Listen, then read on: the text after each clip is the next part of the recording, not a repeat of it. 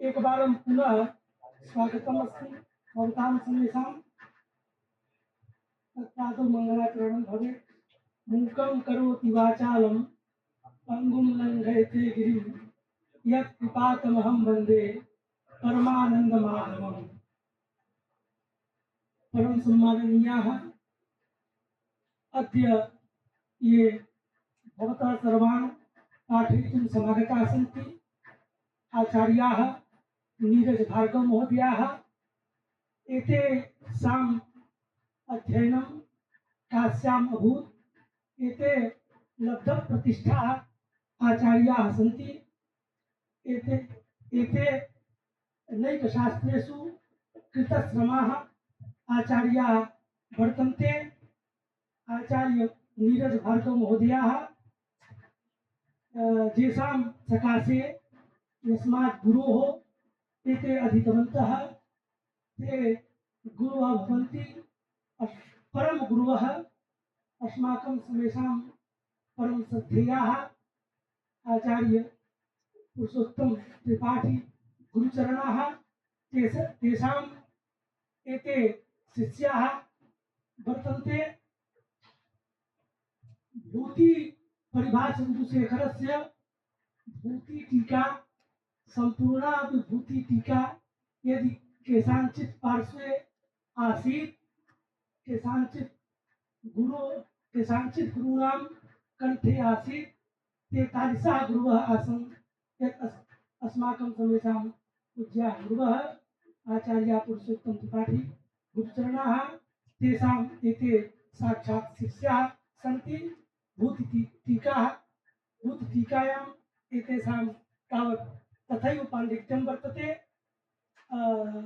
अस्माकं गुरुवः आचार्य राम मनोहर मिश्र गुरुचरणाः अपि तत्रैव अधीतवन्तः।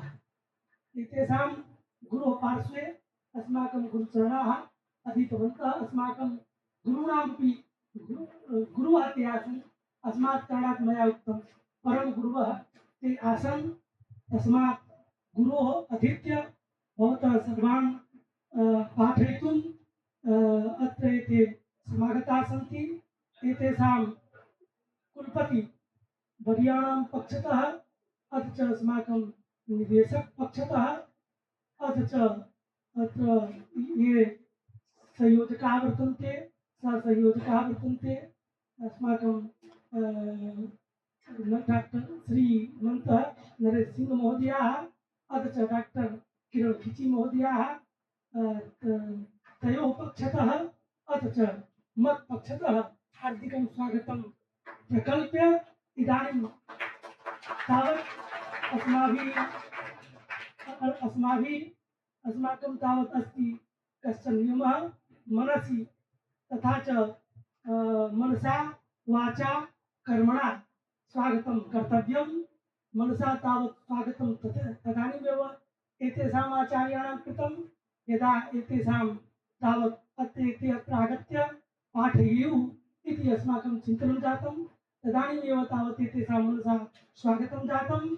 इदानीं वाचा स्वागतं मया कृतमेव, कर्मणा अपि स्वागतं भवेत्।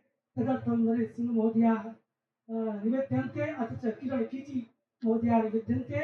ते अत्र आगत्य साक्षात् एव एतेषां महताम् आचार्याणाम् इदानीं कर्मणा अपि स्वागतम् अभिनन्दनं कुर्वन्ति। इदानीं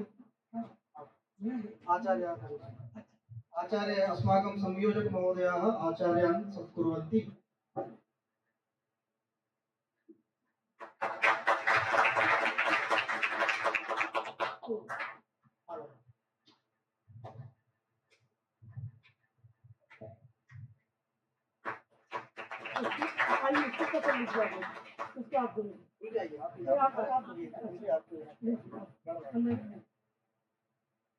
चारों लोगों को फोटो आए।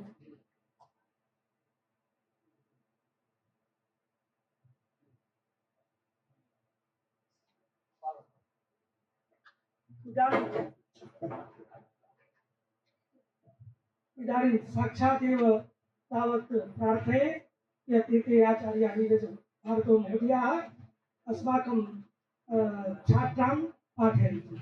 इदानीम् आदेशप्रत्ययो इत्यतः तावत् एतेषां तावत् अध्यापनं परिकल्पितमस्ति, तथा एते पाठयिष्यन्ति।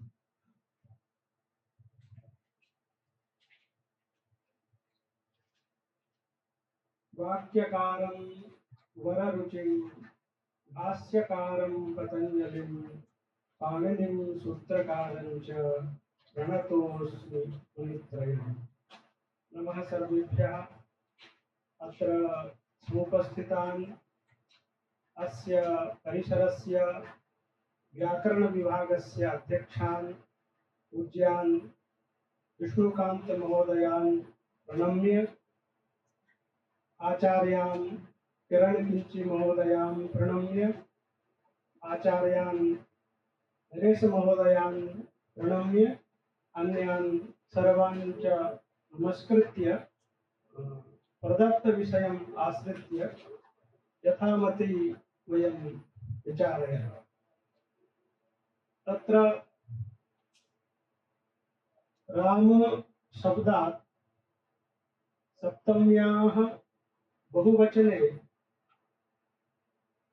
सुप्रत्यये अनुबंधलोपे राम सु इति अवस्थायां बहुवचने झल्लेत् इति सूत्रेण येत्वे रामे सु इति स्थितिः भवति। अत्र सुपः सकारस्य दन्त्यस्य स्थाने मूर्धन्यादेशविधानाय आदेशप्रत्यययोः इति सूत्रं समागतम्। ततः पूर्वं सूत्रद्वयमस्ति। अपदान्तस्य मूर्धन्यः पुनः किणुकोः। अपदान्तस्य मूर्धन्यः इति अधिकारसूत्रमस्ति। अत्र अपदान्तस्य इति षष्ठ्यन्तं पदं, मूर्धन्यः इति प्रथमान्तं पदम्। अत्र कश्चित् प्रश्नः अस्ति यत् मूर्धन्यः इति किमर्थम् उक्तम्? आदेशप्रत्यययोः इत्यस्मिन् सूत्रे अपदान्तस्य मूर्धन्यः इति अधिकारः गच्छति। ततश्च तेन सूत्रेण तु मूर्धन्यः शकारः विधेयः अस्ति। तस्मात् अपदान्तस्य शः इत्येव सूत्रं भवति। मूर्धन्यः इति पदस्य स्थाने मूर्धन्यः शकारः भवति। आदेशप्रत्यययोः इति सूत्रेण किं विधेयमस्ति? मूर्धन्यः शकारः एव विधेयः अस्ति न? तस्मात् मूर्धन्यः इति किमर्थम् उच्यते? मूर्धन्यः इति उच्यते चेत् ऋटुरसाणां मूर्धा इति एतेषां समेषामपि मूर्धन्यपदेन ग्रहणं भवति न? किन्तु तेषां तु विधानं कर्तव्यं नास्ति। तर्हि मूर्धन्यः इति पदं किमर्थम्? तर्हि मूर्धन्यः इति पदस्य आवश्यकता विद्यते। कुतः? उत्तरोत्तरम् अस्य सूत्रस्य अधिकारः अस्ति। श्रूयते तत्र पर्यन्तम्? अग्रे एकं सूत्रमस्ति, इणः शीघ्रं लुङ्लिटां भोगात्। तस्य उदाहरणमस्ति चक्रिट् एधान् चक्रिट्वे इति उदाहरणमस्ति। तेन सूत्रेण धकारस्य स्थाने ढकारः विधेयः अस्ति। यदि अस्मिन् सूत्रे अपदान्तस्य शः इति सूत्रं कृतं स्यात् तर्हि तत्र इणः सिद्धं लुङ्लिटां धोङ्गात् तस्मिन् सूत्रे ढः इति पदं देयं स्यात्। अतः तद् अकृत्वा अत्रैव मूर्धन्यः इति पदं दत्तं। तेन तस्मिन्नपि सूत्रे मूर्धन्यः इति पदं गच्छति। तत्र स्थानीन्तर्तमः इति परिभाषया धकारस्य स्थाने ढकारः भवति। अतः अत्र अपदान्तस्य शः इति अनुक्त्वा अपदान्तस्य मूर्धन्यः इति पाठः कृतः। पुनः अपरोपि लाभः अस्ति। इतः परमेव रसाभ्यां नोणः समानपदे इति सूत्रमस्ति। तस्मिन् सूत्रे णः इति पदं दत्तमस्ति न वा? रसाभ्यां परस्य नस्य स्थाने णः स्यात्। तेन सूत्रेण नकारस्य स्थाने णकारः विधीयते। तत्रापि णकारः कर्तव्यः न भवति। इतः एव तस्मिन्नपि सूत्रे मूर्धन्यः इति पदं गच्छति। तत्र नकारस्य स्थाने कः मूर्धन्यः भविष्यति? णकारः। यथा दन्त्यस्य सकारस्य स्थाने कः मूर्धन्यः भवति? मूर्धन्यः षकारः। तर्हि दन्त्यस्य नकारस्य स्थाने कः भविष्यति? मूर्धन्यः णकारः। एवं च रसाभ्यां नोणः समानपदे इत्यस्मिन् सूत्रे अणः इति पदस्यापि आवश्यकता न भवति। पुनः रसाभ्यां नोणः समानपदे अट्पुक्वाङ् नुम् व्यवायेपि इत्यादिषु सूत्रेषु अपदान्तस्य इति अधिकारोऽपि भवति। ततश्च रसाभ्यां नोणः समानपदे इति सूत्रस्य अर्थः भविष्यति रसाभ्यां परस्य अपदान्तस्य नस्य स्थाने मूर्धन्यः भवति। रसाभ्यां परस्य अपदान्तस्य नस्य स्थाने मूर्धन्यः भवति इत्यर्थः भविष्यति। ततश्च सम्प्रति पदान्तस्य नस्य स्थाने मूर्धन्यः भविष्यति वा? न भविष्यति। ततश्च रामान् इत्यत्र अणत्वस्य निषेधाय यत् सूत्रम् आरब्धं पदान्तस्य तदपि कर्तव्यं न भवति। तस्मात् अत्र शः इति अनुक्त्वा मूर्धन्यः इति उक्तं। तस्मात् अपदान्तस्य मूर्धन्यः इति कथनेन इणः सिद्धं लुङ् लिटां धोङ्गात् तत्र अणः इति पदस्य आवश्यकता न भवति। इतः एव तत्र मूर्धन्यः गच्छति। पुनः रसाभ्यां नोणः समानपदे इत्यस्मिन् सूत्रे अपदान्तस्य इति पदमपि गच्छति, अणः इति मूर्धन्यः इति पदमपि गच्छति। ततश्च तस्मिन् सूत्रे यद्यपि सूत्रकर्ता अणः इति पदं प्रदत्तं तत् सम्प्रति आवश्यकं न भवति। अपि च रामान् इत्यादौ अणत्वस्य निषेधाय यत् सूत्रं कृतं पदान्तस्य तस्यापि आवश्यकता न भवति। एतानि फलानि सिद्ध्यन्ति मूर्धन्यः इति पदम्। ततः परं द्वितीयम् अधिकारसूत्रमस्ति इणुकोः इति। इणुकोः इत्यत्र का विभक्ति अस्ति? किं वचनम् अस्ति? कश्च समासः इति विचारः अस्माभिः कर्तव्यः। अत्र वस्तुतः षष्ठी विभक्तेः एकवचनम् अस्ति, किन्तु द्विवचनमपि सम्भवति न वा? इण च का च इति इणतौ तयोः इणुकोः इदमपि सम्भवति। अथवा इण च पुश्च इत्यनयोः समाहारः इणुकु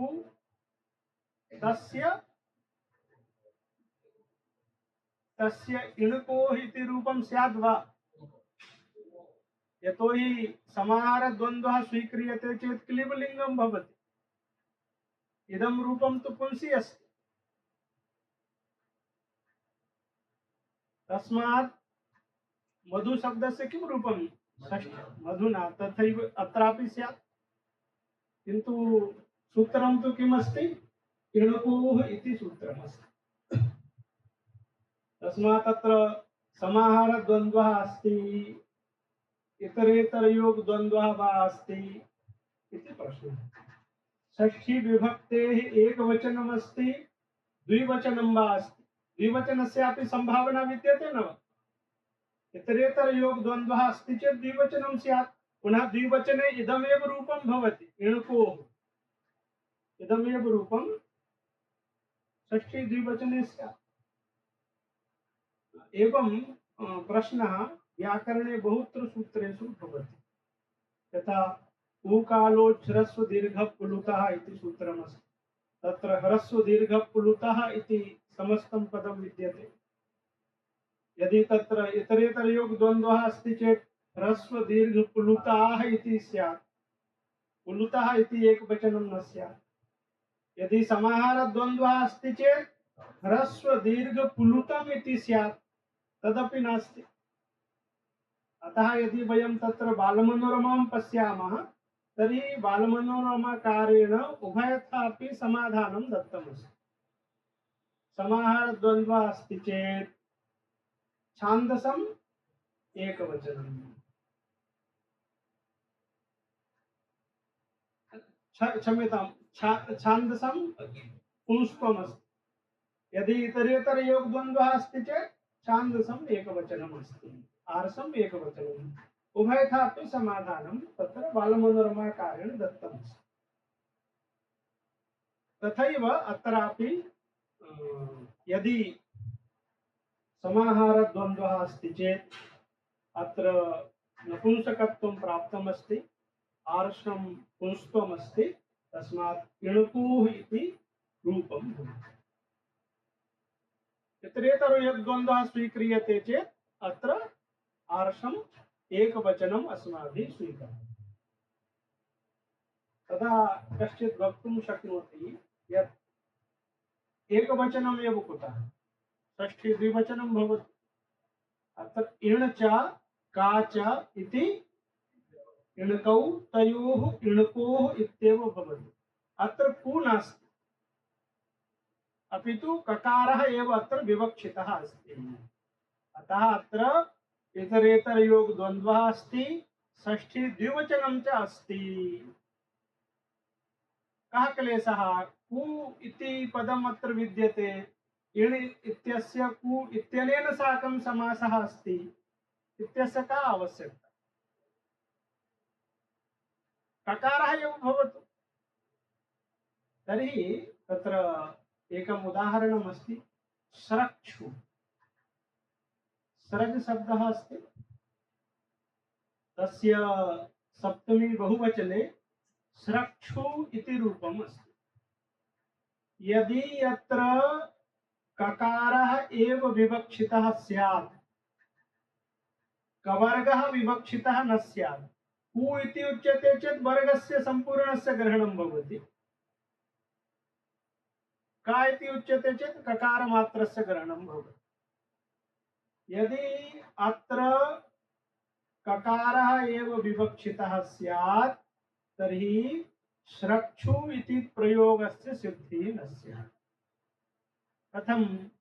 तर्हि स्रज शब्दः अस्ति, तस्मात् सप्तमी बहुवचनम्, अनुबन्धलोपः, स्रज सु। अधुना चोहुकुः च वर्गस्य कवर्गः स्यात् झलि, तर्हि जकारस्य गकारः स्रग सु। अधुना खरिचा इत्यनेन चर्त्वं स्रग सु। ककारात् परः अधुना दन्त्यः सकारः अस्ति, ततश्च आदेशप्रत्यययोः इत्यनेन अत्र मूर्धन्यः स्यात्, किन्तु तथा भवितुं नार्हति। कुतः? खरिचा इति सूत्रम् आदेशप्रत्यययोः इति सूत्रदृष्ट्या असिद्धमस्ति। खरिचा इति सूत्रम् अष्टमाध्यायस्य चतुर्थपादस्य अस्ति।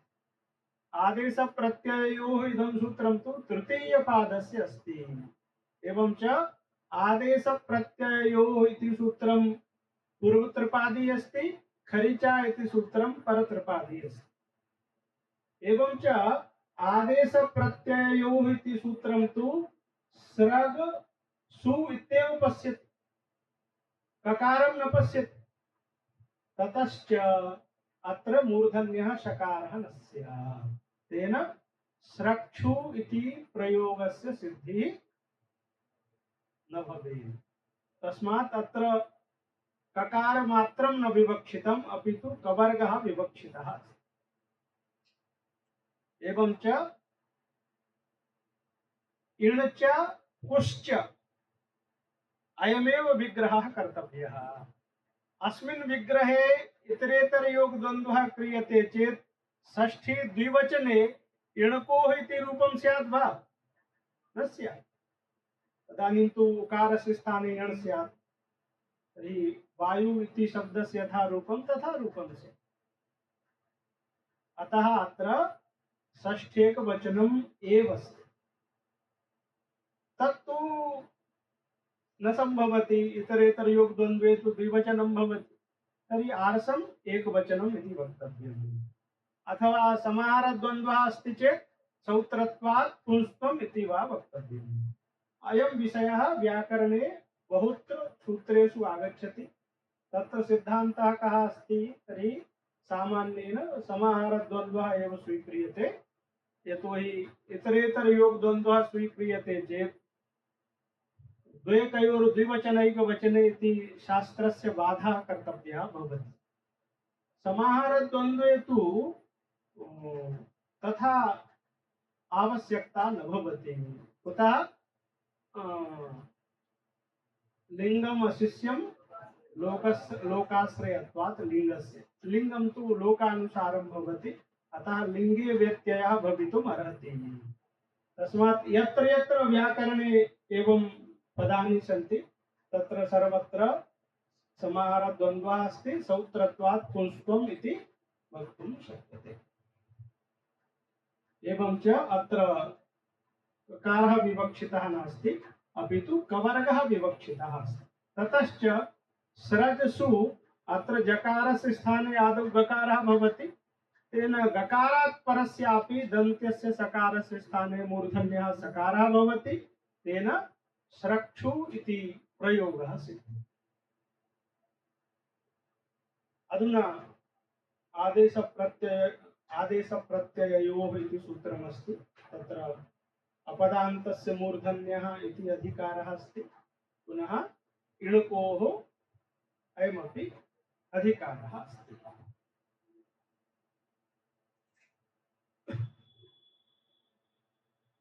तर्हि इणकोः अत्र का विभक्ति अपेक्षिता? पंचमी अपेक्षिता। तस्मात् अत्र पंचमी एव वक्तव्या। तत्र इत्युक्ते परस्यति विवक्षा अस्ति, अतः पंचमेकवचनम् इत्येव।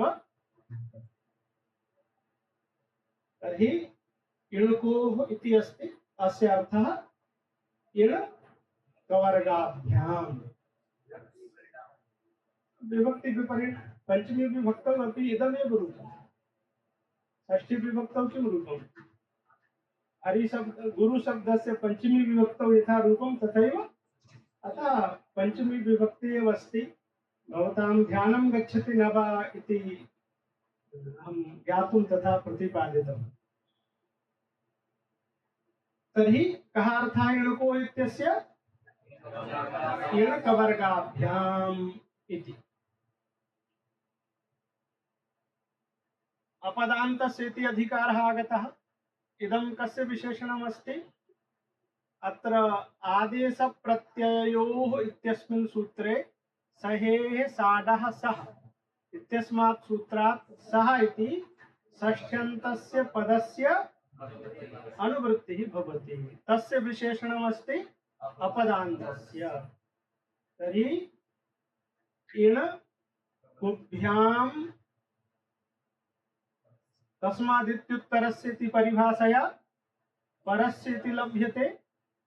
इणुकुभ्यां परस्य अपदान्तस्य सस्य षष्ठी अस्ति। षष्ठी स्थाने योगा इत्यतः स्थाने इति पदं लभ्यते। तेन इणुकुभ्यां परस्य अपदान्तस्य सस्य स्थाने मूर्धन्यः स्यात्। तत्रैव सस्य इत्यत्र अपरमपि विशेषणम् अस्ति आदेशप्रत्यययोः। आदेशप्रत्यययोः इदं समस्तं पदमस्ति। अत्र षष्ठी द्विवचनं विद्यते। अत्रापि इतरेतरयोगद्वन्द्वसमासः अस्ति। ततश्च अस्य विग्रहः भवति आदेशश्च प्रत्ययश्च इति आदेशप्रत्ययौ तयोः आदेशप्रत्यययोः। एवं च अस्य पदस्य अर्थः आदेशस्य प्रत्ययस्य च। इदं कस्य विशेषणमस्ति? सस्य। एवं च सम्प्रति अस्माभिः अस्य सूत्रस्य अर्थः वक्तुं शक्यते। इणकुभ्यां परस्य अपदान्तस्य आदेशस्य प्रत्ययस्य च सस्य स्थाने मूर्धन्यः स्यात्। इणकुभ्यां परस्य अपदान्तस्य आदेशस्य प्रत्ययस्य च सस्य स्थाने मूर्धन्यादेशः स्यात् इत्यर्थः वक्तुं शक्यते न? अधुना अत्र प्रश्नः भवति।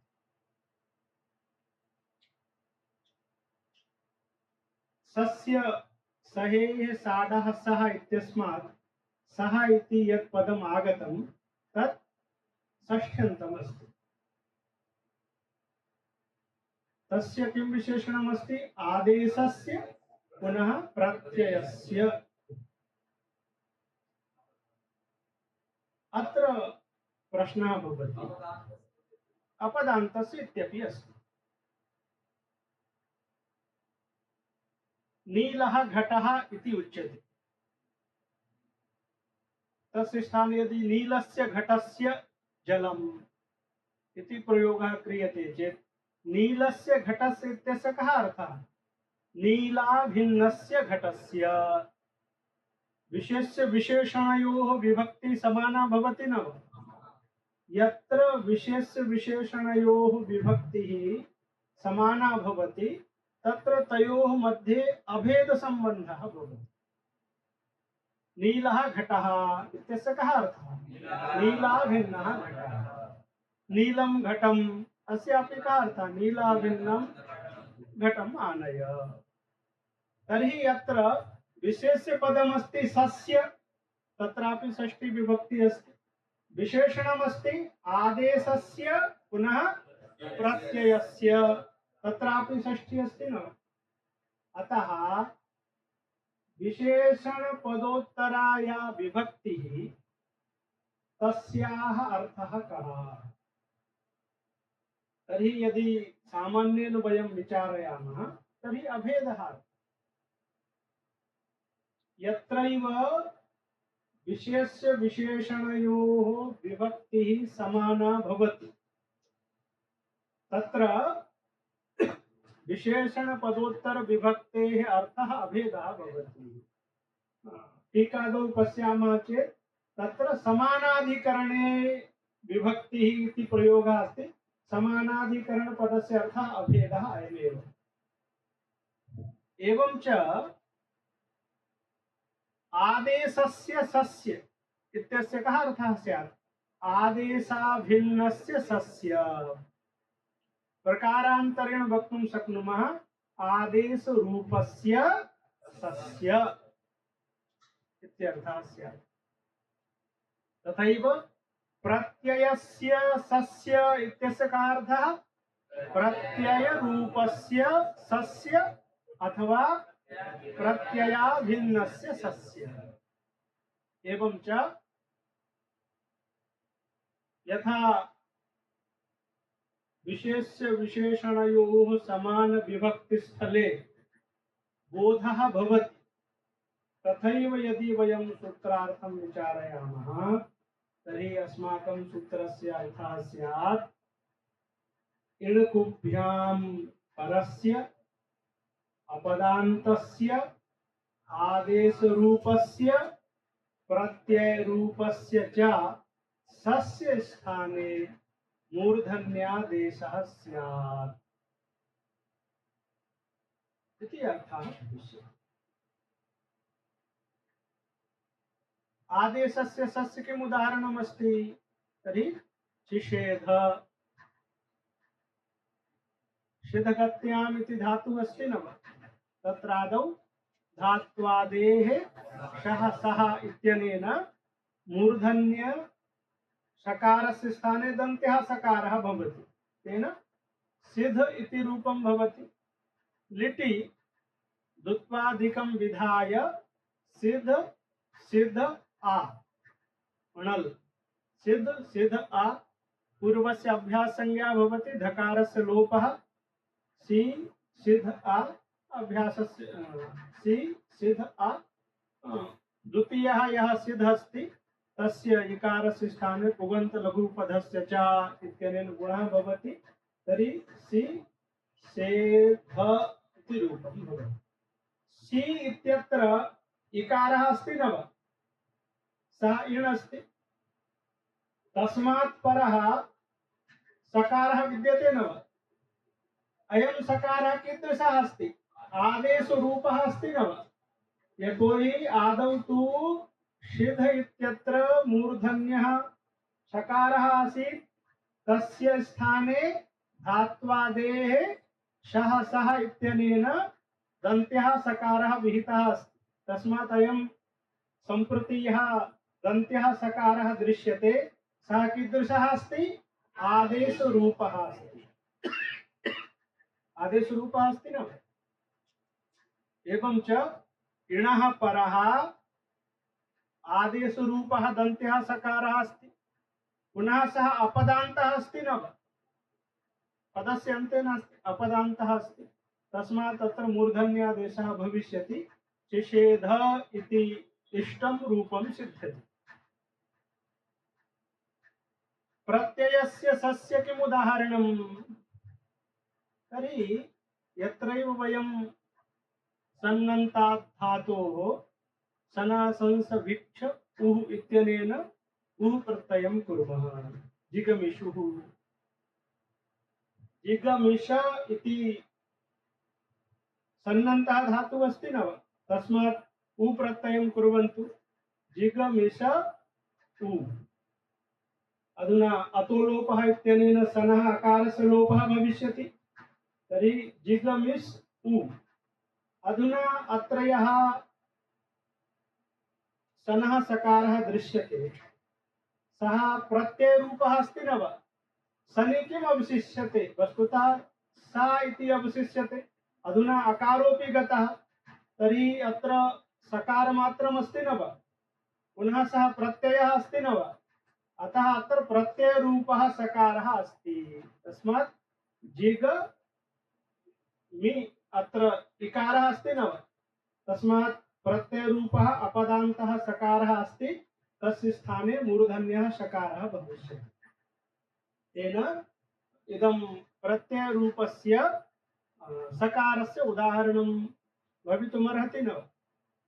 एवं च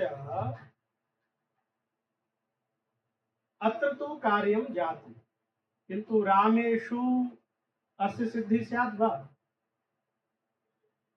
अत्र तु प्रत्ययरूपः सकारः नास्ति, प्रत्ययरूपः सकारः इत्यस्य अभिप्रायः सकारमात्रं यत्र प्रत्ययः अस्ति, रामेषु अत्र तु सु सकारः उकारश्च अस्ति, अतः समुदायरूपः अत्र प्रत्ययः अस्ति, सकारमात्रम् अत्र प्रत्ययः।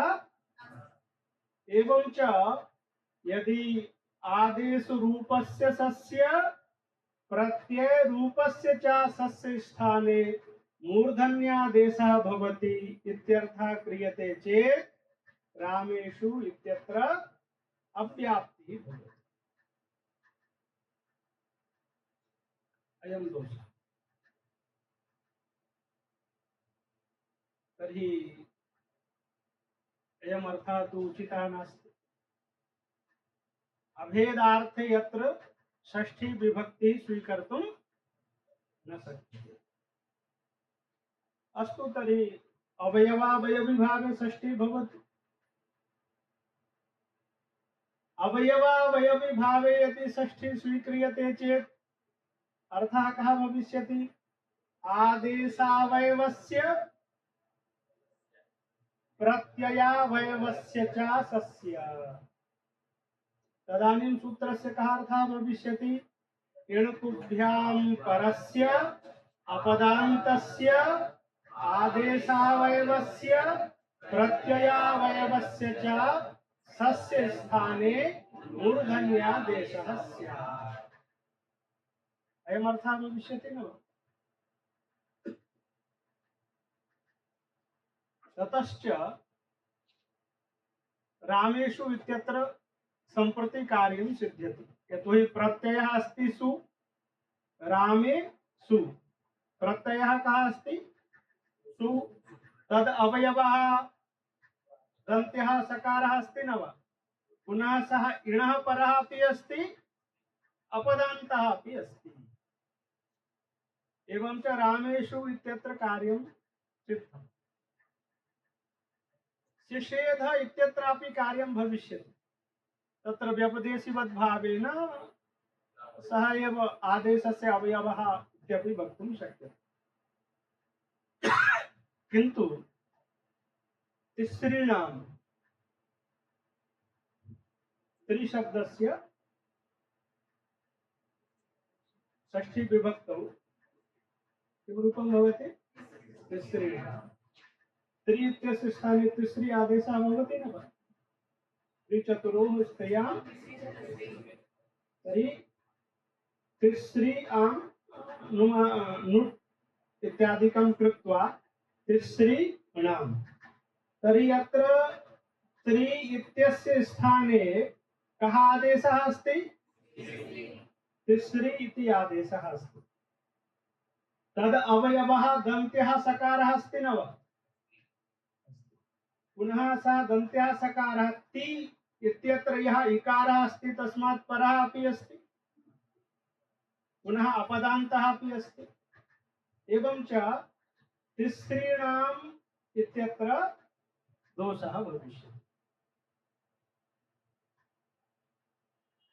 प्रत्ययावयवस्य इत्यनेन रामेषु इत्यत्र इष्टं सिद्धं, किन्तु तिसॄणाम् इत्यत्र दोषः। तर्हि अभेदार्थे षष्ठी इत्यपि वक्तुं न शक्यते। अवयवावयविभावे षष्ठी इत्यपि वक्तुं न शक्यते। सत्यम्। अतः अस्माभिः कः अर्थः कृतः? आदेशावयवस्य।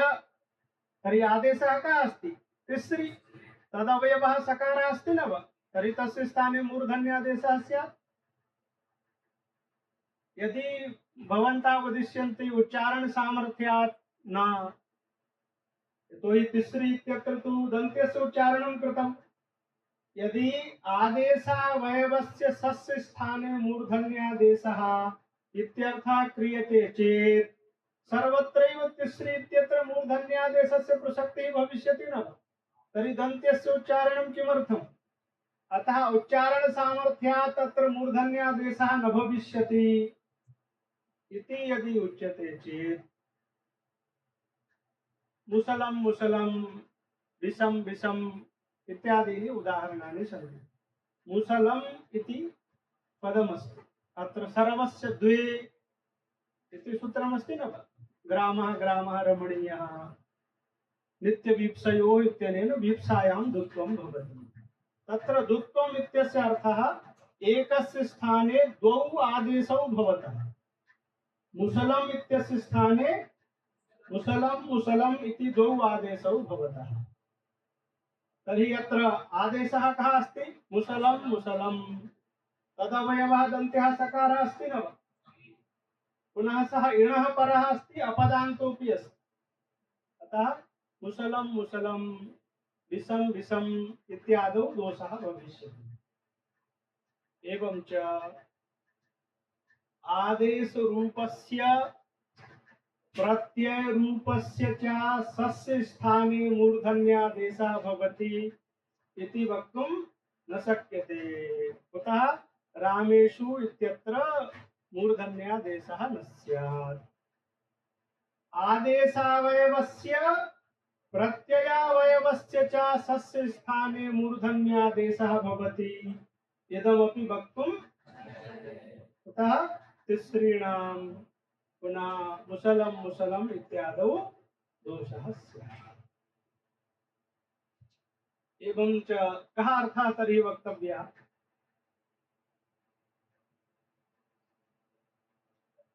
उभयथापि दोषः अस्ति, अन्यः कश्चित् मार्गः नास्ति।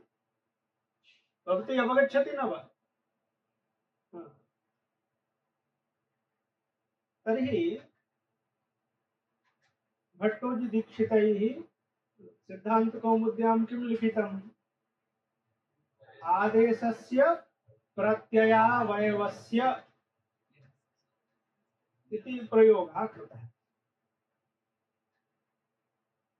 अर्थात आदेशस्य इत्यत्र या षष्ठी तस्याः अभेदः अर्थः, प्रत्ययस्य इत्यत्र या षष्ठी तस्याः अवयवावयविभावः सम्बन्धः अर्थः इति भट्टोजी दीक्षितैः स्वीकृतम् इति प्रतिभाति।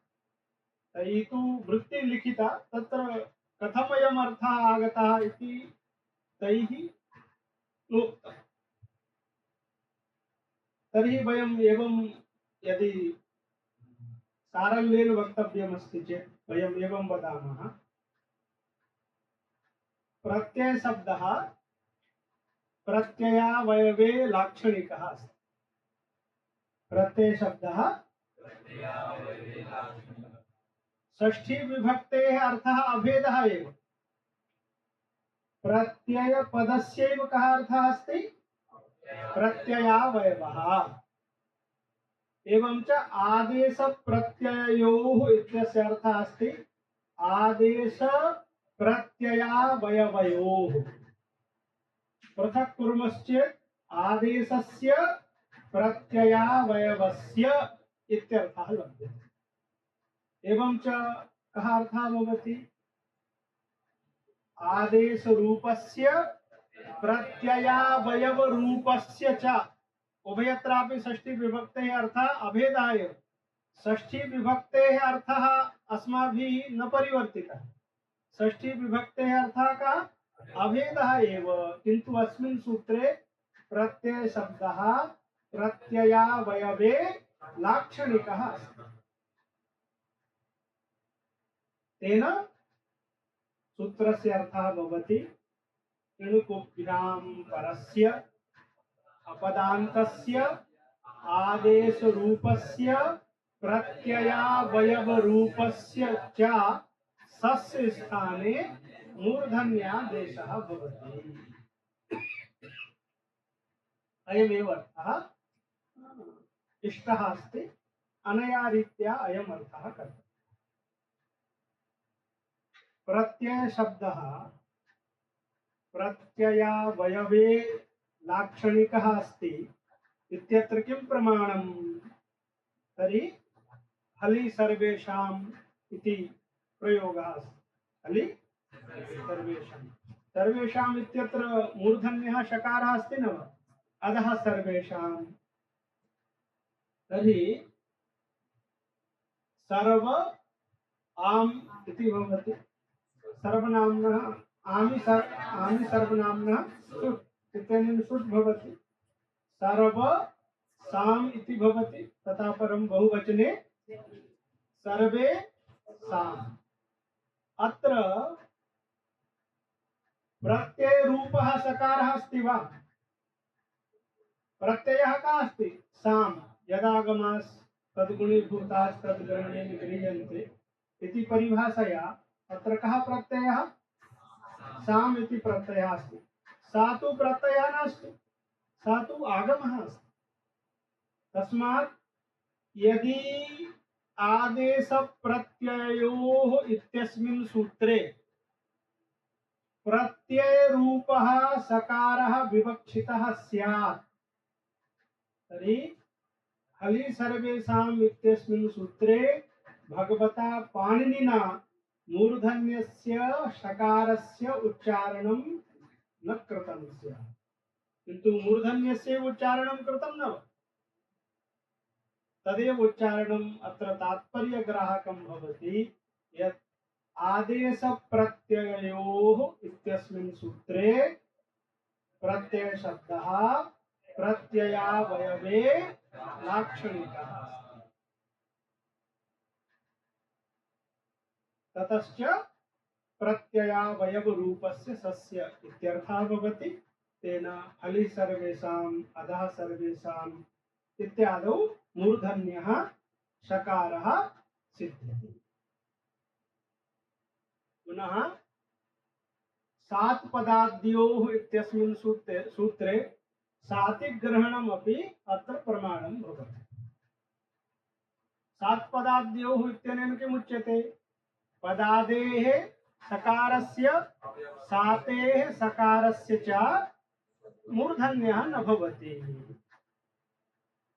यदि आदेश प्रत्ययोः इत्यस्मिन् सूत्रे प्रत्यय रूपः सकारः विवक्षितः स्यात् तदा सातेः सकारस्य मूर्धन्यादेशः मूर्धन्यः सकारः प्राप्तः एव नास्ति अग्निसात् भवति अत्र आदेश प्रत्ययोः इत्यनेन सातेः सकारस्य स्थाने मूर्धन्यः सकारः प्राप्तः अस्ति किन्तु यदि प्रत्ययरूपः सकारः विवक्षितः चेत् नैव भविष्यति अतः अग्निसात् भवति इत्यत्र स्वतः एव मूर्धन्यस्य शकारस्य प्रसक्तिः नास्ति तर्हि सात् पदाद्योः इत्यस्मिन् सूत्रे मूर्धन्यस्य निषेधाय कृतं सातिग्रहणं व्यर्थं भवति न वा तद्व्यर्थीभूय ज्ञापयति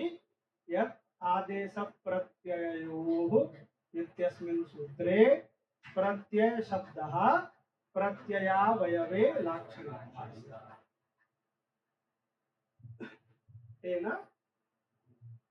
अस्माभिः अस्य सूत्रस्य अर्थः वक्तव्यः इणुकुभ्यां परस्य अपदान्तस्य आदेशरूपस्य प्रत्ययावयवरूपस्य च सस्य स्थाने मूर्धन्यः स्यात् इत्यर्थः वक्तव्यः न कोऽपि दोषः न उच्यते इत्युक्ते अयम् एकः मार्गः अस्य भट्टोजीदीक्षितैः सिद्धान्तकौमुद्यां यः अर्थः उक्तः सः अर्थः अनया रीत्या प्रतिपादयितुं शक्यते प्रत्यय शब्दः अस्मिन् सूत्रे प्रत्ययावयवे लाक्षणिकः अस्ति तेन अयम् अर्थः सिद्ध्यति अयम् एकः पक्षः अथवा यथा प्रौढमनोरमायां भट्टोजीदीक्षितैः व्याख्यातम् अनया रीत्या बालमनोरमायां व्याख्यानं कृतं पुनः लघुशब्देन्दुशेखरे व्याख्यानं कृतं प्रत्यय शब्दः प्रत्ययावयवे लाक्षणिकः अस्ति षष्ठी विभक्तेः अर्थः अभेदः एव प्रत्यय शब्दः लाक्षणिकः अस्ति इति तैः उक्तम् प्रत्यय शब्दः व्याकरणे बहुत्र प्रत्ययावयवे प्रयुज्यते इत्यत्र तैः प्रमाणानि दर्शितानि तस्मात् अनया रीत्या सिद्धान्तकौमुद्यां यः अर्थः वर्णितः तस्य प्रतिपादनं कर्तुं शक्यते लघुशब्देन्दुशेखरः सिद्धान्तकौमुद्याः एव व्याख्यानमस्ति एव अथवा प्रौढमनोरमायां यथा व्याख्यानं तथा यदि व्याख्यानं क्रियते चेत् अस्माभिः किं वक्तव्यम् आदेशप्रत्यययोः इति षष्ठी द्विवचनमस्ति यदि यत्र विच्छेदः क्रियते चेत् आदेशस्य प्रत्ययस्य इत्यर्थः भवति अस्य कुत्र अन्वयः अस्ति सस्य इत्यत्र अन्वयः अस्ति। तत्र आदेशस्य सस्य इत्यस्मिन् वाक्ये आदेश पदोत्तर षष्ठी विभक्तेः अर्थः अभेदः अस्ति। स एव अर्थः अत्र विवक्षितः अस्ति। तस्मात् आदेश रूपस्य सस्य इत्यर्थः वक्तव्यः। प्रत्ययस्य सस्य इत्यत्र प्रत्यय पदोत्तर षष्ठी विभक्तेः अर्थः अवयवावयवी भाव संबद्धः अस्ति। तस्मात् प्रत्ययावयवस्य सस्य इत्यर्थः वक्तव्यः। एवं रीत्या अर्थवर्णने किं प्रमाणं? तर्हि हनि सर्वेषाम् इत्येव निर्देशः प्रमाणम्। यद्यपि एका एव षष्ठी अस्ति किन्तु विषयभेदात् भिद्यते, तत्र प्रमाणं किम्? अयमेव निर्देशः प्रमाणम्। एवं रीत्या अपि व्याख्यानं कर्तुं शक्यते। आदेश रूपस्य सस्य प्रत्ययावयवस्य सस्य एकापि षष्ठी विषय भेदात् भिद्यते इति प्रणमनोरमायाम् उक्तम्। अन्यत् किमपि उदाहरणम् अस्ति वा यत्र एका एव विभक्ति विद्यते विषय भेदात्? तर्हि एकं सूत्रं भवद्भिः पठितं स्यात्, खरवसानयोर विसर्जनीयः। खरि अवसाने च परे विसर्गः भवति। तर्हि अवसाने परे अवसानं तु अभावरूपम् अस्ति न वा? विरामो वसानं। तर्हि अवसाने परे विसर्गः कथम्? अवसान पूर्वापरिभावः यः अस्ति सः भावयोः मध्ये एव सम्भवति। खरव्यवहित पूर्वस्य वर्णस्य स्थाने विसर्गः भवितुम् अर्हति, किन्तु अवसानाव्यवहित पूर्वः कोऽपि वर्णः भवितुम् अर्हति वा? अवसानं तु अभावरूपम् अस्ति। तस्मात् अवसाने इत्यत्र या सप्तमी सा विषय सप्तमी अस्ति। अवसान विषये खरव्यवहित पूर्वस्य रेफस्य स्थाने विसर्गः भवति, अवसाने विषये च रेफस्य विसर्गः भवति। अतः तत्रापि एका एव सप्तमी विभक्ति अस्ति। खरि इत्यत्र या सप्तमी सा औपश्लेषिकाधिकरणे सप्तमी अस्ति। अवसाने इत्यत्र च या सप्तमी सा वैषयिकाधिकरणे सप्तमी अस्ति। तस्मात् अन्यत्रापि एवं भूतम् उदाहरणम् अस्ति। अधुना प्रश्नः भवति, तर्हि कथम् अयम् अर्थः प्रतिपादनीयः?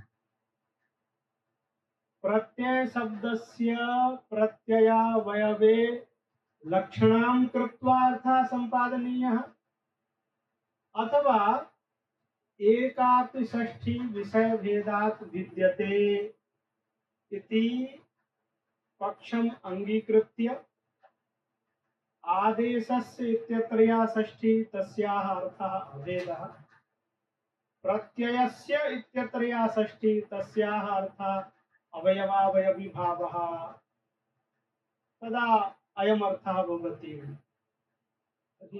द्वौ पक्षौ स्तः, तयोः मध्ये कः पक्षः आश्रयणीयः इति प्रश्नः समुदेति।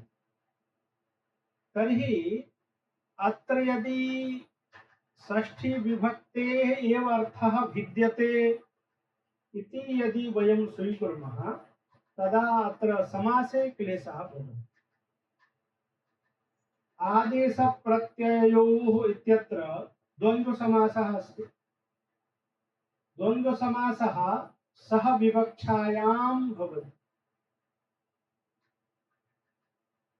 सह विवक्षा इत्युक्ते एकधर्मावच्छिन्नस्य एकधर्मावच्छिन्न संसर्गेण एकधर्मावच्छिन्ने अन्वयः। तर्हि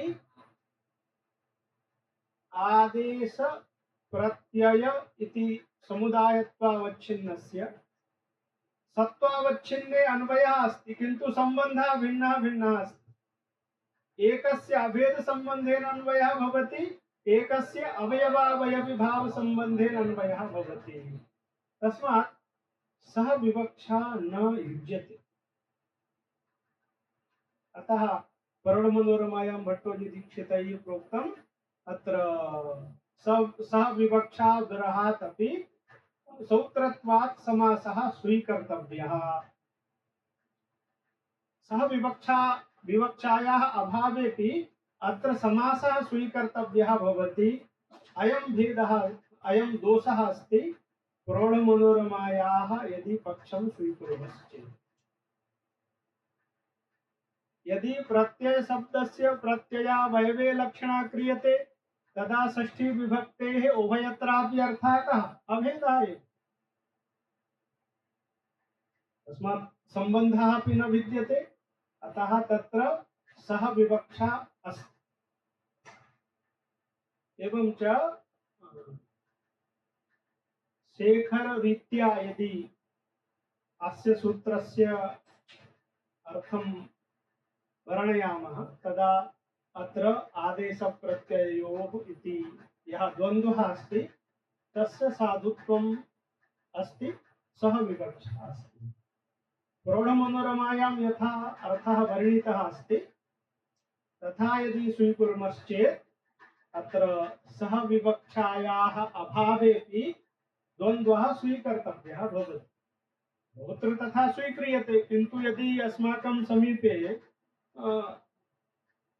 सन्मार्गः अस्ति, न्यायेन यदि कार्यं सिद्ध्यति तर्हि तदेव अस्माभिः स्वीकर्तव्यं न वा? तस्मात् अत्र शेखरकारस्य मतं युक्तियुक्तम् इति प्रतिपाद्यते।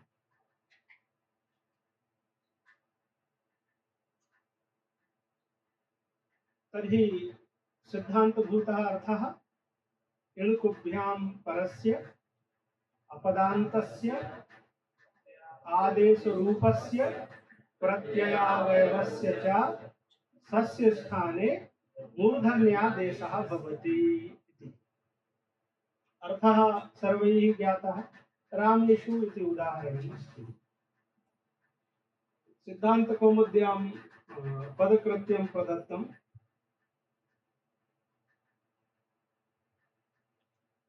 इणुकोः इति किं?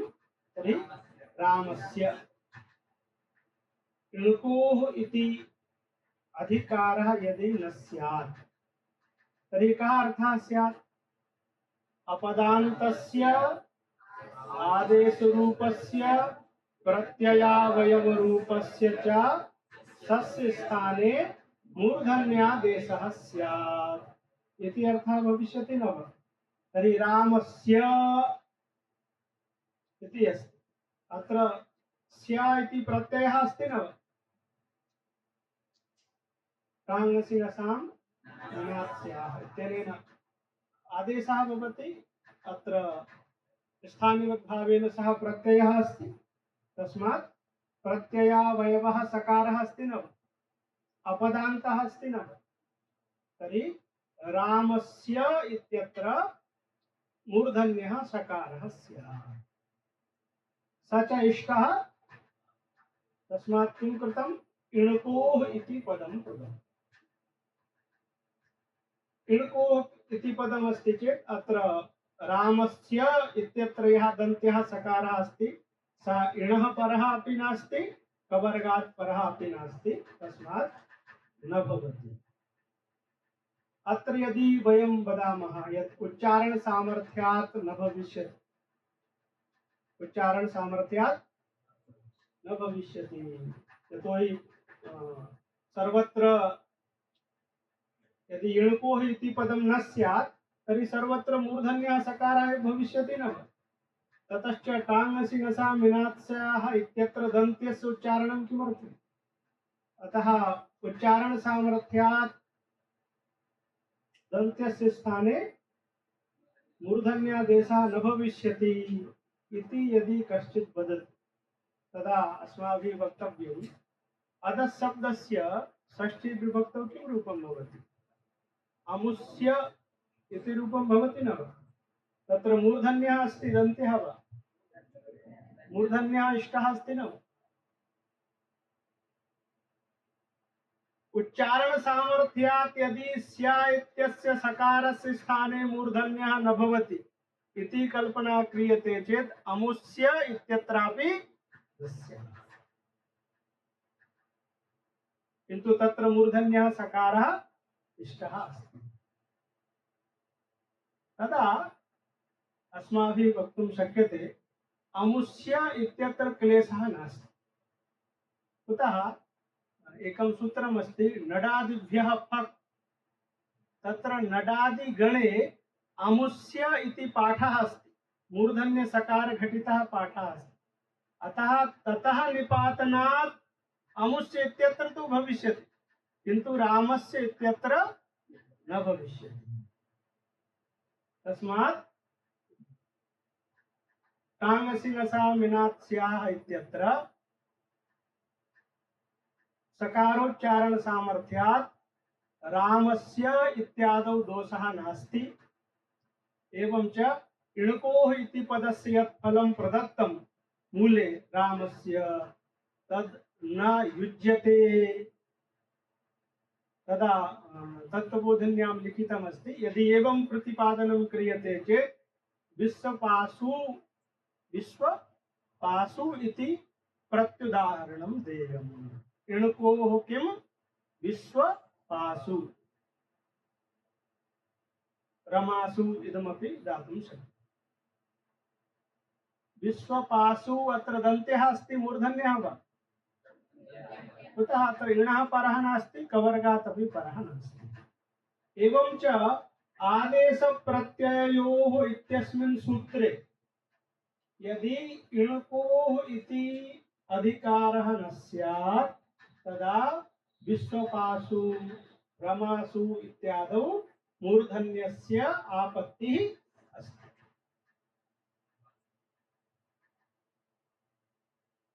तत्र यदि पुनः कश्चित् वदेत् यत् सुप् इत्यत्रापि दन्त्यस्य उच्चारणं कृतमस्ति न, अतः तत्र उच्चारण सामर्थ्यात् न भविष्यति, तर्हि तत्र एवं वक्तुं तत्र सकारोच्चारणं सार्थकम् अस्ति। कुत्र सार्थकम् अस्ति?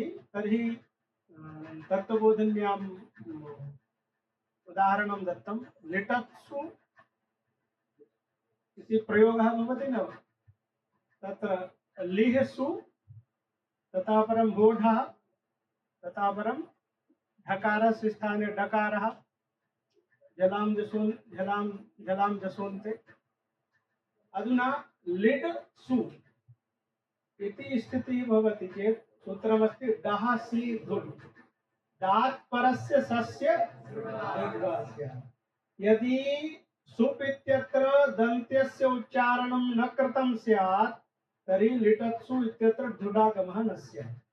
अतः तत्र धुडागमस्य साधनाय सुप् इत्यत्र दन्त्यस्य उच्चारणं सार्थकम् अस्ति।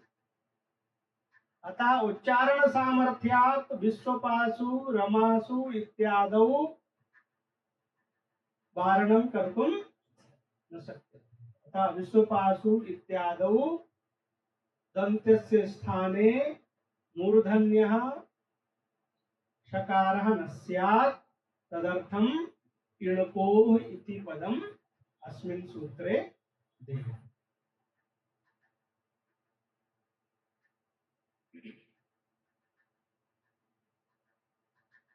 किन्तु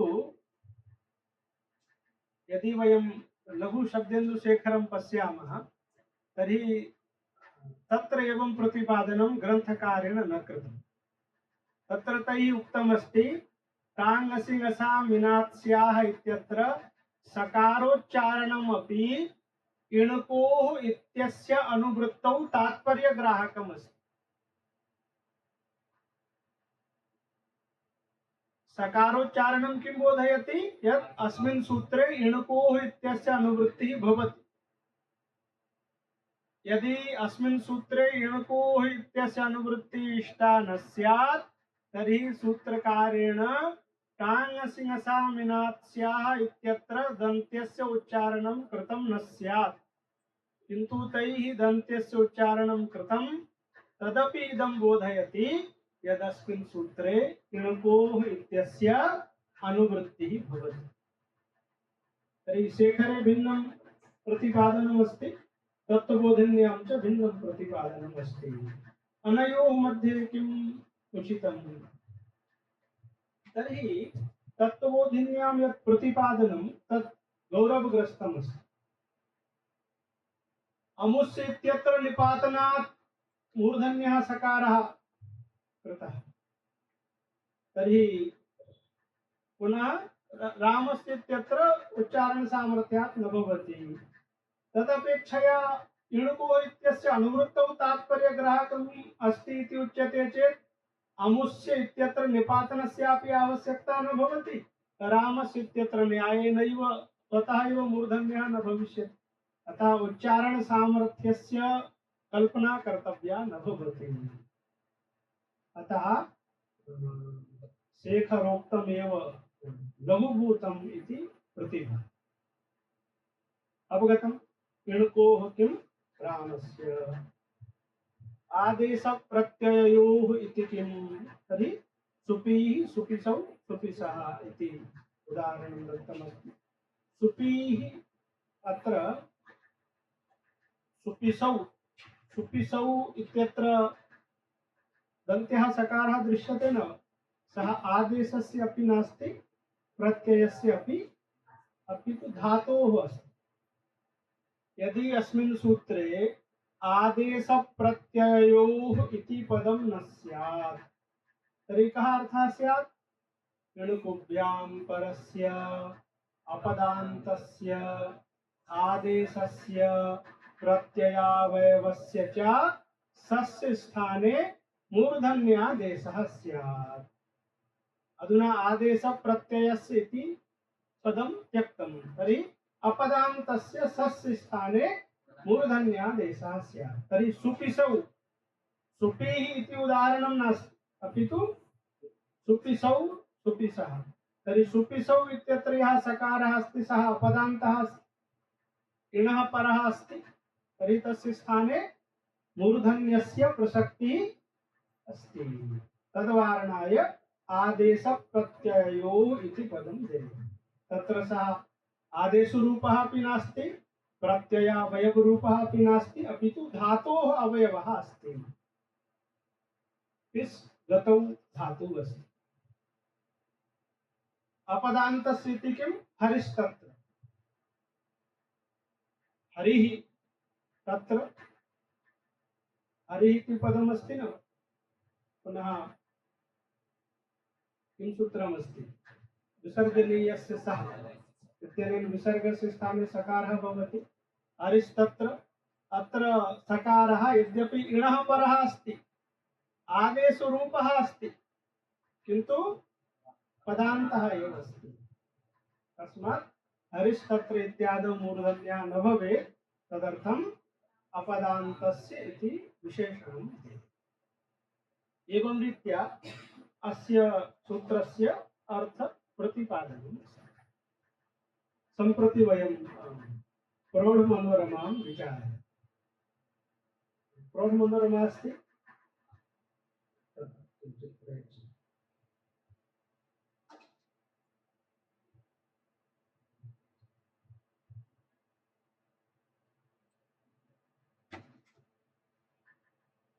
इदं यत् प्रतिपादितं तत् सर्वैः ज्ञातं। कस्यापि प्रश्नः अस्ति चेत् वक्तुं शक्यते।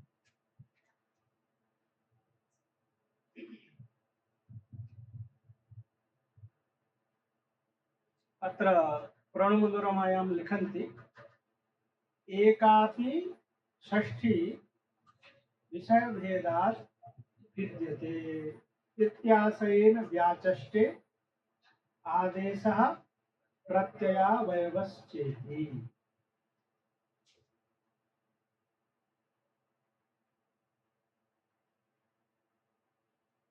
यदि आदेशावयवो गृह्येत, यदि उभयत्रापि षष्ठी विभक्तेः अर्थः अवयवावयविभावः इति उच्यते चेत् आदेशावयवस्य सस्य प्रत्ययावयवस्य च सस्य इत्यर्थः स्यात् न वा? ततश्च तिसृणाम् इत्यादौ दोषः, तिसृणाम् इत्यत्र दोषः स्यात्। अतः आदेशावयवस्य इति नोक्तम्, आदेशरूपस्य प्रत्ययावयवस्य इति। यदि च प्रत्ययो यः सकारः, अर्थात आदेश रूपस्य सस्य प्रत्यय रूपस्य च सस्य स्थाने मूर्धन्यः भवति इति उच्यते चेत् रामेषु इत्यादौ न स्यात्। आदेशावयवस्य इति उच्यते चेत् तिसृणाम् इत्यत्र आपत्तिः अस्ति, तर्हि वक्तुं शक्यते अतिव्याप्तिः भवति। अवगतं न वा? आदेशावयवस्य प्रत्ययावयवस्य च सस्य स्थाने मूर्धन्यः भवति इति उच्यते चेत् रामेषु इत्यत्र तु दोषः नास्ति, किन्तु तिसृणाम् इत्यत्र दोषः स्यात्। तर्हि तिसृणाम् इदम् अस्य सूत्रस्य लक्ष्यं नास्ति। इदं सूत्रं लक्षणम् अस्ति न वा? अस्माभिः किम् उच्यते? सूत्रं लक्षणं भवति। अतः आदेश प्रत्ययोः इति सूत्रस्य तिसृणाम् इति लक्ष्यं, किन्तु तत्रापि अधुना प्राप्तिः अस्ति। तर्हि अलक्ष्ये लक्षणस्य गमनं भवति चेत् अतिव्याप्तिः दोषः। यदि च आदेशरूपस्य प्रत्ययरूपस्य च सस्य स्थाने मूर्धन्यः भवति इति उच्यते चेत् तिसृणाम् इत्यत्र तु दोषः नास्ति, किन्तु रामेषु इत्यत्र न स्यात्। तर्हि तत् लक्ष्यमस्ति, लक्ष्ये यदि लक्षणं न गच्छति चेत् अव्याप्तिः भवति। अतः भिन्नः अर्थः कृतः, आदेशरूपस्य प्रत्ययावयवस्य च सस्य स्थाने मूर्धन्यादेशः स्यात् इत्यर्थः।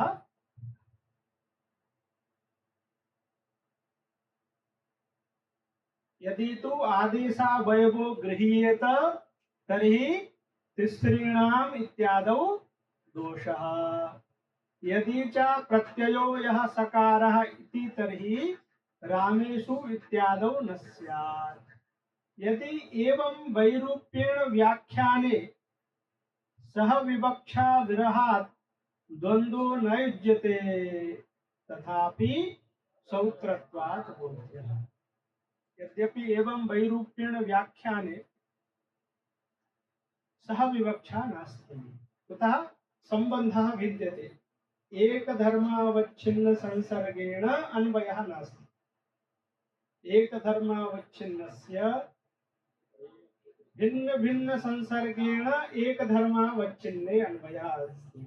आदेशत्वावच्छिन्नस्य अभेद संबंधेन सकारे अन्वयः अस्ति। प्रत्ययत्वावच्छिन्नस्य अवयवावयविभाव संबंधेन सकारे अन्वयः अस्ति। अतः भिन्न भिन्न संबंधेन अन्वयः भवति चेत् द्वन्द्वः न भवति। रामः रामं पश्यति अथवा रामः कृष्णं पश्यति इति प्रयोगे द्वन्द्वः भवति वा? उभयोः क्रियायाम् एव अन्वयः अस्ति, किन्तु रामस्य कर्तृत्वेन कृष्णस्य कर्मत्वेन अन्वयः अस्ति। अतः रामः कृष्णं पश्यति इति विवक्षायां रामकृष्णौ पश्यतः इति प्रयोगः भवति वा? न भवति। अतः द्वन्द्वः सह विवक्षायाम् अवश्यम् अस्माभिः स्वीकर्तव्यः, किन्तु एकापि षष्ठी विषय भेदात् भिद्यते इति पक्षः अङ्गीक्रियते चेत् अत्र सह विवक्षा न संभवति। तथापि आदेश प्रत्ययोः इत्यत्र द्वन्द्वः एव समासः अस्ति। तर्हि सः सौत्रत्वात् अस्माभिः अङ्गीकर्तव्यः। बहुत्र समासेषु तथा अङ्गीक्रियते, सामर्थ्याभावात् क्वचित् समासः अङ्गीक्रियते सौत्रत्वात्। तथैव अत्र सहविवक्षायाः अभावेपि सौत्रत्वात् द्वन्द्वः स्वीकर्तव्यः भवति। अयम् एकः दोषः अस्ति। तस्मात् अन्येषु ग्रन्थेषु भिन्नरीत्या प्रतिपादनं कृतम्। अर्थः अयमेव इष्टः अस्ति, प्रतिपादनं कथं कर्तव्यं सः शेखरे प्रौढमनोरमायां तस्मिन् विषये भेदः अस्ति।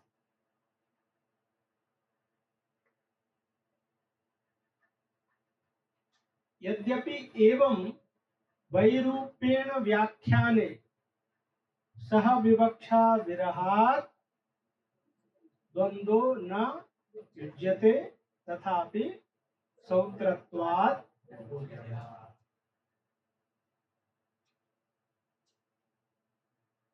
इतोपि कालः अस्ति।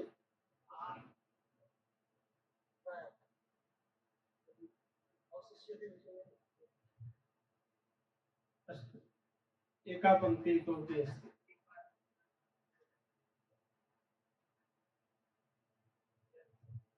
सह विवक्षा विरहात् इति तत्र एवमस्ति, पश्यन्तु। रामः गच्छति, कृष्णश्च गच्छति, द्वयोः कुत्र अन्वयः अस्ति? गमने। केन सम्बन्धेन अन्वयः अस्ति? कर्तृत्वेन। ततश्च रामकृष्णौ गच्छतः इति प्रयोगः भवति। किन्तु रामः कृष्णं पश्यति इति प्रयोगः क्रियते चेत् रामकृष्णौ पश्यतः इति प्रयोगः भवति वा? न भवति। कुतः? सह विवक्षा नास्ति। कुतः सह विवक्षा नास्ति? तर्हि एकस्मिन् अन्वयस्तु अस्ति, किन्तु एकसम्बन्धेन अन्वयः नास्ति, भिन्न भिन्न सम्बन्धेन अन्वयः अस्ति। दर्शने रामस्य कर्तृत्वेन अन्वयः अस्ति, कृष्णस्य कर्मत्वेन अन्वयः अस्ति। अतः यदा एकस्मिन् अन्वयः भवेत्, एकेन सम्बन्धेन अन्वयः भवेत्, तदा एव द्वयोः त्रयाणां वा समासः भवति। यजन्तम् इत्युक्ते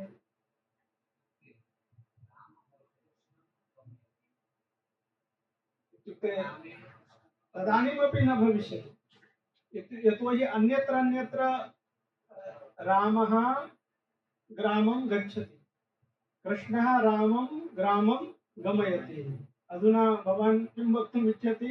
यत् अधुनापि तु एकः कर्ता अस्ति, एकं कर्म अस्ति। रामः गच्छति, कृष्णः रामं गमयति। तर्हि रामस्य अधुना कर्मत्वं जातं न वा? गतिबुद्धि इति सूत्रेण। तथा अधुनापि न भविष्यति। पुनः एकस्य शुद्ध धातुवाच्यक्रियायाम् अन्वयः अस्ति, एकस्य ऋजन्त धातुवाच्यक्रियायाम् अन्वयः अस्ति। अतः सह विवक्षा तत्रापि न युज्यते। अवगतम्? अतः सह विवक्षायामेव द्वन्द्वः भवति इति अस्माभिः अवश्यम् अङ्गीकर्तव्यम्। किन्तु अत्र आदेश प्रत्ययोः इत्यस्य यदा अर्थः कृतः, आदेशस्य प्रत्ययस्य च आदेश पदोत्तर षष्ठी विभक्तेः अर्थः अभेदः, प्रत्यय पदोत्तर षष्ठी विभक्तेः अर्थः अवयवावयविभावः। ततश्च आदेशस्य अभेद संबंधेन सकारे अन्वयः अस्ति, प्रत्ययस्य तु अवयवावयविभाव संबंधेन सकारे अन्वयः अस्ति। तर्हि आदेश प्रत्ययोः एकेन संबंधेन एकस्मिन् अन्वयः अस्ति वा? भिन्नेन भिन्नेन संबंधेन एकस्मिन् अन्वयः अस्ति। तदा यथा रामः कृष्णं पश्यति इत्यत्र यथा द्वन्द्वः न भवति तथैव अत्रापि द्वन्द्वः न स्यात्, किन्तु सूत्रे तु द्वन्द्वः एव अस्ति। अतः अगत्य अस्माभिः द्वन्द्वः स्वीकर्तव्यः अस्ति। तर्हि कथं स्वीकर्तव्यः? तर्हि एकः एव मार्गः अस्ति, सौत्रत्वात् द्वन्द्वः इति स्वीकर्तव्यः। अस्तु, तर्हि अत्रैव वयं विरमामः। कति वादनात् अस्ति? सार्धत्रिवादनात्। भोजनात् परं वयम् अत्र मिलामः।